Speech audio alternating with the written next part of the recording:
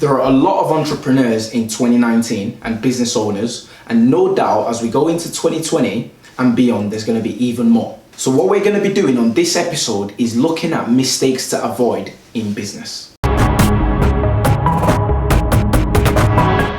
Before I get started on the 4 points we're going to be covering today, I want to let you know that we provide content, valuable content such as this one on a weekly basis. So if you haven't already, make sure you subscribe to our channel and don't forget to join the notification squad. With that being said, just a quick disclaimer before we go through the points. I'm not claiming to be the best business person in the world. What I've done is I've done a lot of research into successful business owners and non-successful ones to find out the mistakes that we need to avoid in order to succeed in our business. So with that being said, the first one is not having a business plan. Let me explain what I mean. Depending on where you are, you might like business plans or you might not like business plans. But Warren Buffett said, an idiot with a plan has more chance of success than someone without a plan. That's paraphrasing, of course, not the exact words he used. But that goes to show if someone like Warren Buffett can say that, a business plan is very, very important. A business plan does not have to be the traditional, you need to have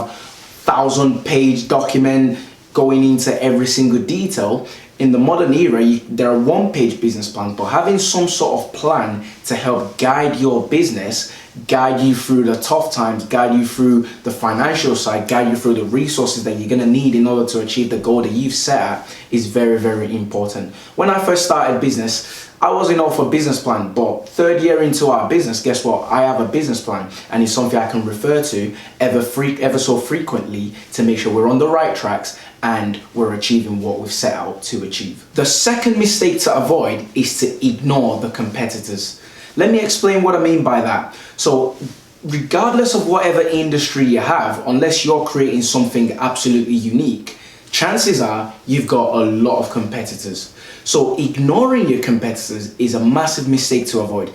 I'm not saying you need to copy your competitors, but you shouldn't ignore your competitors. You should always be aware what's going on in your industry. You should always have an idea of what your competitors are doing. That way you can learn from what's happening. You can see what's worked, what's proven to work. Therefore, you can kind of integrate some of that aspect into your business. But more importantly, you can understand what's not working. You can understand what hasn't worked. Therefore, you're not making the same mistake twice and you're always staying on top of your competitors. So understand what they're doing. You don't need to copy them every single step of the way, but you need to be aware what your competitors are doing. That way you can pivot and adjust when you need to make sure your business is successful. The third point we're looking at today is planning for success only.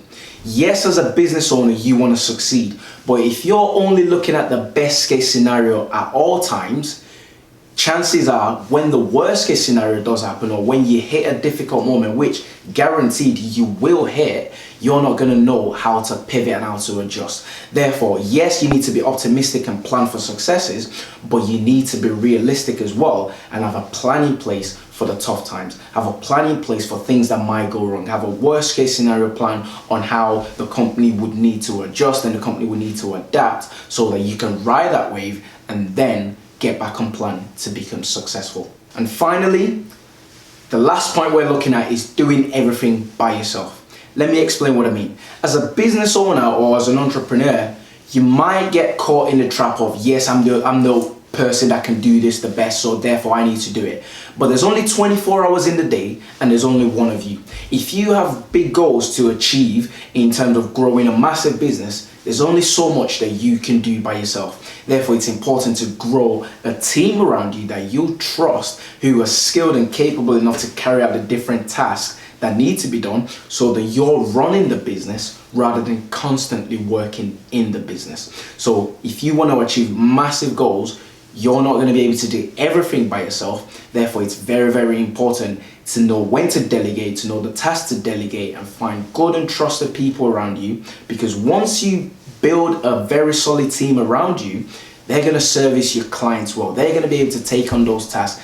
And with that in mind, you're gonna grow a massive successful company. So that's all I have for you today. I'd love to hear your thoughts in the comment section below, what you feel about those points. If there are any other points that you think could be added into the mix, leave them in the comment section below and let's talk about it.